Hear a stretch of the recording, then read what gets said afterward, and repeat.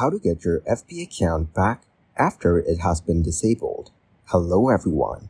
In this video, I will show you how to get your FB account back after it has been disabled. If you can still receive emails or texts from Facebook, try resetting your password.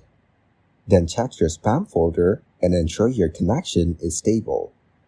If you can't receive codes, wait a few minutes and try again. If you've lost access to your email or phone number, visit facebook.com/hacked on a device you've used before. You can also try using a different email or phone number associated with your account, ensuring they're entered correctly with the country code. If you can't access your email, contact your email provider for recovery. Once you regain access, proceed with the Facebook account recovery.